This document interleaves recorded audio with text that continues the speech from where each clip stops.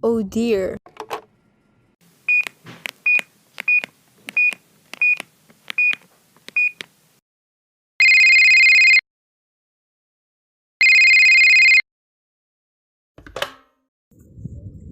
Your call, please.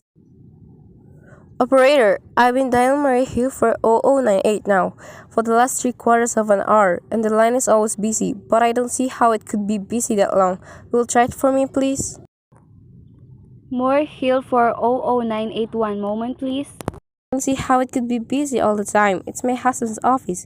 He's working late tonight, and I'm alone here in the house. My health is very poor, and I've been feeling so nervous all day.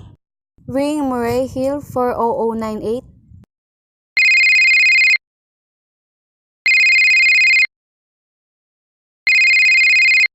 Hello? Hello?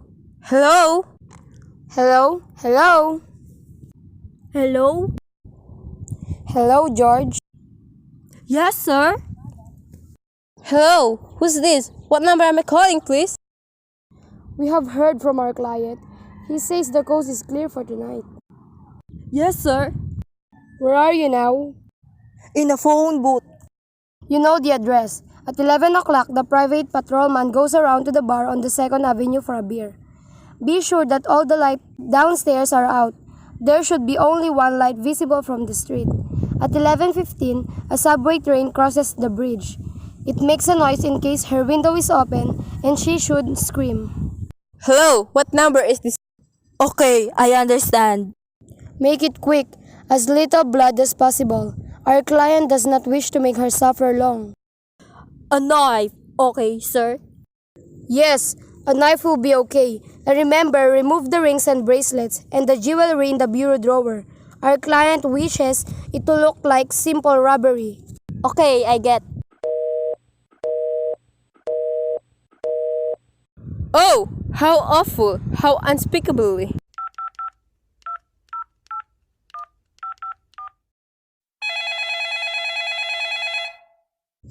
Your call, please. Operator, I've just been cut off. I'm sorry, madam. What number were you calling? Why? It was supposed to be more Hill for 0098. But it wasn't. Some words must have crossed. I was cut in the wrong number. I've just heard the most dreadful thing, a murder, and operator, you simply have to recreate that call at once. I beg your pardon, madam. I don't quite.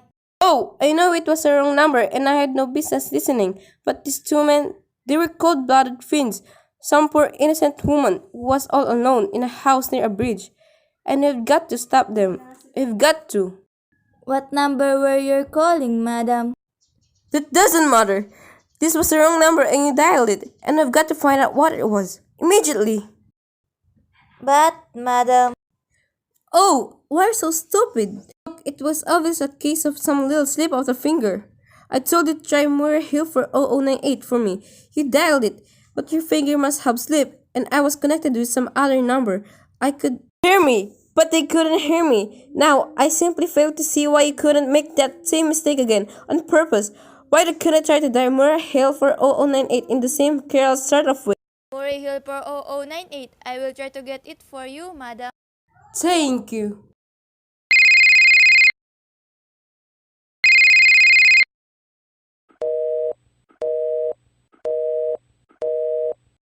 I'm sorry. More Hill for 0098 is busy. Operator! Operator! Yes, madam. You didn't try to get that wrong number at all. I asked explicitly, and all you did was dial correctly. I am sorry. What number were you calling? Can't you, for once, forget that number I was calling and do something specific? Now, I want you to trace that call. It's my civic duty. It's your civic duty to trace that call and to apprehend those dangerous killers. And if you won't, I will connect you with the chief operator. please!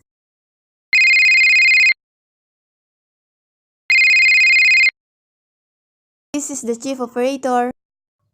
Chief operator, I want you to trace a telephone call, immediately.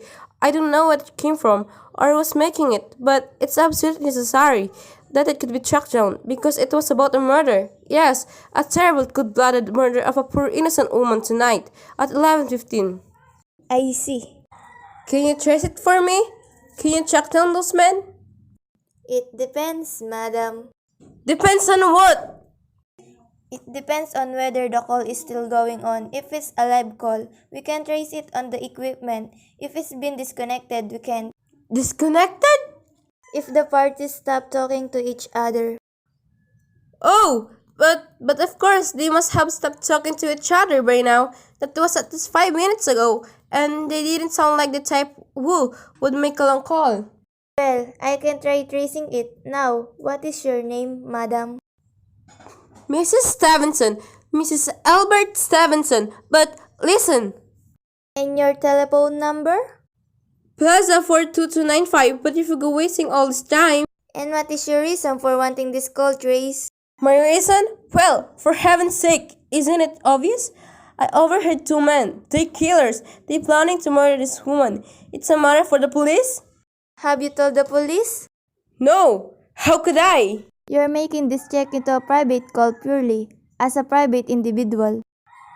Yes, but meanwhile, Well, Mrs. Stevenson, I seriously doubt whether we could make this check for you at this time just on your say. So, as a private individual, we'd have to have something more official. oh, for heaven's sake, you mean to tell me I can report a murder without getting tied up all in this red tape? Why, it's perfectly idiotic. Alright then, I will call the police. Ridiculous!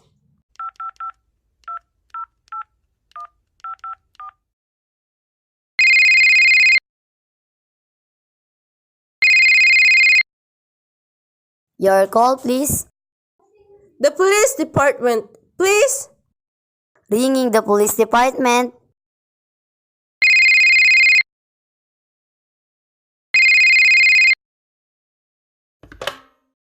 Police Department, Precinct 43, Duffy speaking. Police department? Oh, this is Mrs. Stevenson. Mrs. Albert Smythe Stevenson of 53 North Southern Place. I'm calling to report a murder. Eh? I mean, the murder hasn't been committed yet. I just overheard plans for it over the telephone, over a wrong number that the operator gave me. I've been trying to trace down the call myself, but everybody is so stupid, and I guess in the end, you're the only people who could do anything. Yes, ma'am. It was a perfectly definite murder. I heard their plans distinctly. Two men were talking and they were going to murder someone at 11:15 tonight. She lived in a house near a bridge. Yes, ma'am. There was a private patrolman on the street. He was going to go around for a bit on the 2nd Avenue, and there was some third man, a client, was paying to have this poor woman murdered. They were going to take her rings and bracelets and use a knife. Well, it's unnerved me dreadfully, and I'm not well. I see. When was all this, ma'am? About 8 minutes ago. Oh, then you can do something. You do understand. And what is your name, ma'am? Mrs. Stevenson. Mrs. Albert Stevenson. And your address? 53 North Southern Place, that near a bridge, the Queensboro Bridge, you know, and we have a private patrolman on our street on 2nd Avenue. And what was that number you were calling? Murray Hill 40098, but that wasn't the number I overheard. I mean, Murray Hill 40098 is my husband's office. He's working late tonight, and I was trying to reach him to ask him to come home. I'm an invalid, you know, and it's the maid's nights off, and I hate to be alone, even though he says I'm perfectly safe as long as I have the telephone right beside my bed. Well, we'll look into it, Mrs. Stevenson, and see if we can check it with the telephone company. But the telephone company said they couldn't check the call if the parties had stopped talking. I've taken care of that. Oh, yes?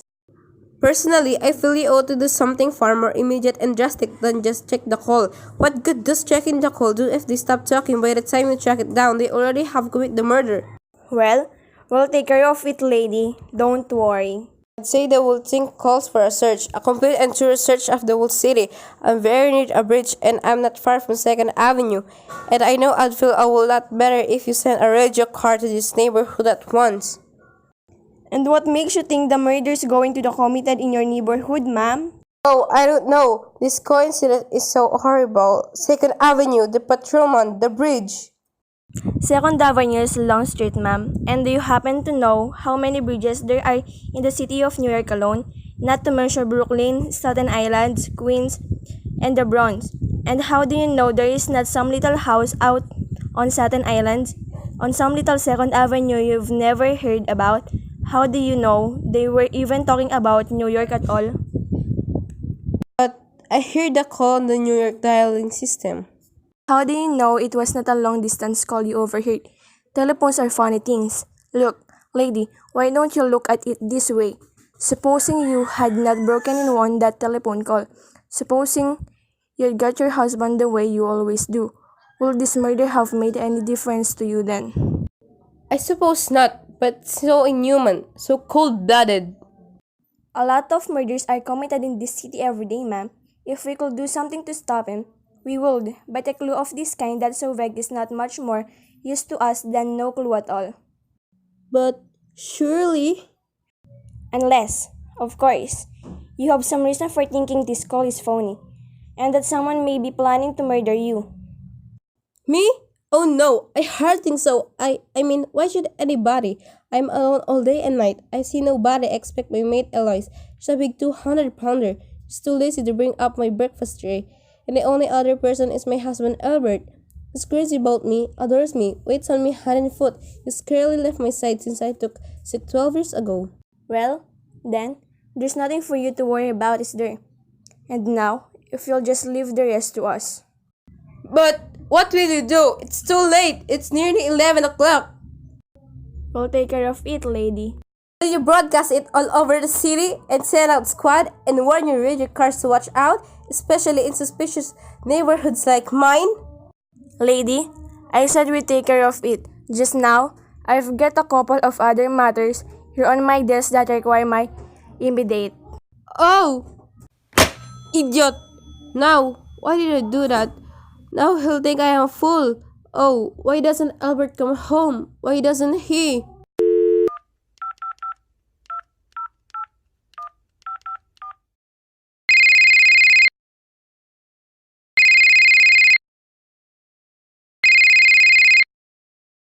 Your call, please. Operator, for heaven's sake, querying that Murray Hill for 0098 again. I can think what's keeping him so long. Ring Murray Hill for 0098.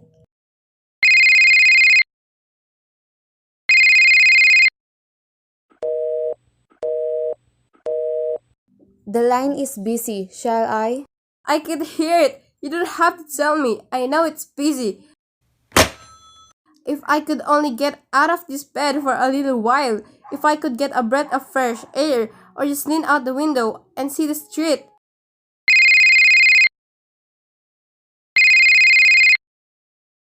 Hello? Albert? Hello? Hello? Hello? Oh, what's the matter with this phone? Hello? Hello?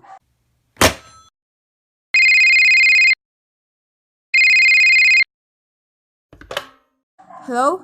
Hello? Oh, for heaven's sake, who is it? Hello? Hello?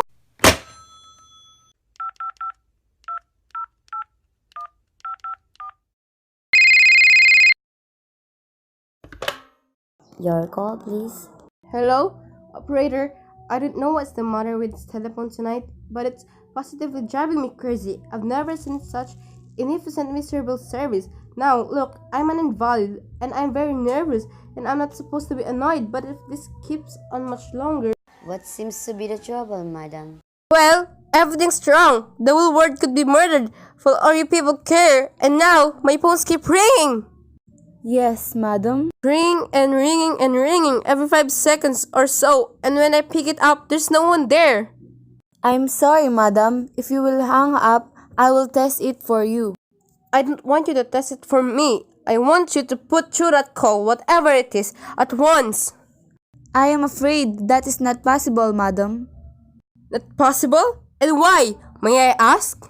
The system is automatic, madam. Is someone trying to dial a number? There's no way to check whether the call is coming through the system or not, unless the person would try reach through complaints to his particular operator. Well, all of the stupid, complicated, and meanwhile, I've got to sit here in my bed, suffering every time that phone rings, imagining everything.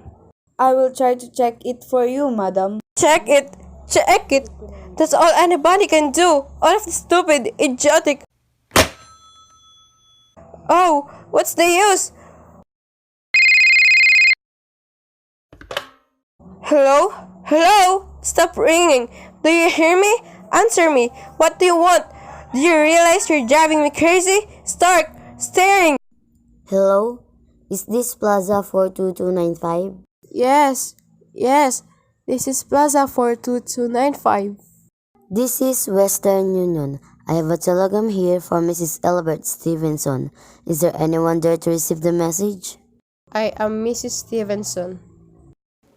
The telegram is as follows. Mrs. Albert Stevenson, 53 North Sutton Place, New York, New York, darling. Terribly sorry. Tried to get you for last hour, but line busy. Leaving for Boston 11 p.m. tonight on an urgent business. Back tomorrow afternoon. Keep happy. Love. Signed, Albert. Oh, no!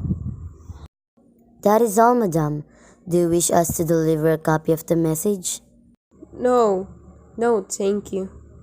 Thank you, madam. Good night. Good night. No, no, it isn't true. He couldn't do it, not when he knows I'll be all alone. It's some trick, some fiendish.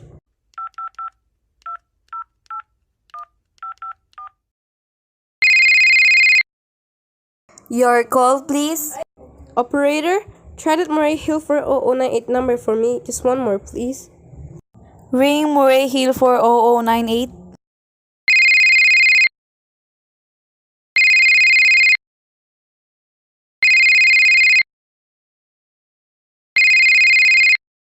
He's gone. Oh, Albert, how could you? How could you? I can't be alone tonight. I can't. If I'm alone one more second, I don't care what he says or what the expense is.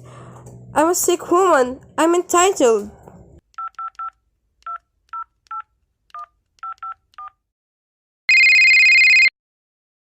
This is information. I want the telephone number of Hansley Hospital.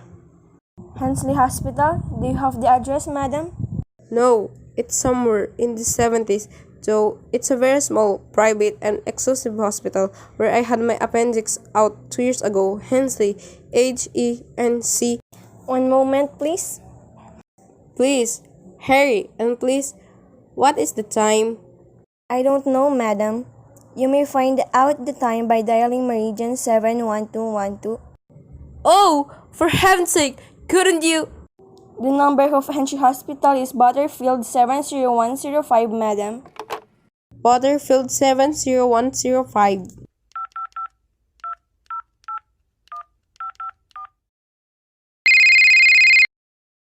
Hensley Hospital, good evening.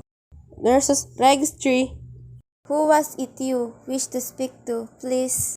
I want the nurse registry at once. I want a trained nurse. I want to hire immediately for the night. I see. And what is the nature of the case, madam? Nerves. I'm very nervous. I need soothing and compassion. My husband is away and I'm... Have you been recommended to us by any doctor in particular, madam? No, but I really don't see why all this catechizing is necessary. I want a trained nurse. I was a patient in your hospital 2 years ago, and after all, I'd expect to pay this person. We quite understand that, madam, but registered nurses are very scarce just now, and our superintendent asked to send people out only on cases where the physician in charge feel it is absolutely necessary. Well, it is absolutely necessary. I'm a sick woman. I'm very upset. I'm alone in this house, and I'm an invalid tonight. I overheard a telephone conversation that upset me dreadfully. About a murder. A poor woman was going to be murdered at 11:15 tonight. In fact, if someone doesn't come at once, I'm afraid I'll go out of my mind. I see. Well, I'll speak to Miss Phillips as soon as she comes in. And what is your name, madam? Miss Phillips? And when do you expect her in? I really don't know, madam. She went out to supper at 11 o'clock. 11 o'clock? But it's not 11 yet. Oh, my clock has stopped. I thought it was running down. What time is it? Just 14 minutes past 11. What's that? What was that, madam? That clicked just now in my own telephone, as though someone had left the receiver off the hook of the extension phone downstairs. Did not hear it, madam. Now, about this. I did. There's someone in this house. Someone downstairs in the kitchen, and they're listening to me now. They're... Pick it up. I won't let her hear me. I'll be quiet, and they'll think, but if I don't call someone now, while they're sit down there, there'll be no time.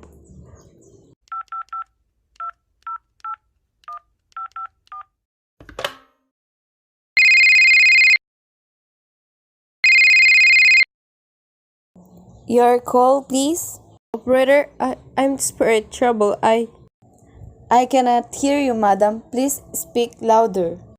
I don't dare. There's someone listening. Can you hear me now? Your call, please. What number are you calling, madam? To hear me. Oh, please. You've got to help me. There's someone in this house. Someone is going to murder me, and you've got to get in touch with the... Oh, there it is. He's put it down. He's put down the extension. He's coming. He's coming up the stairs. Give it the police department. The police. Ring the police department.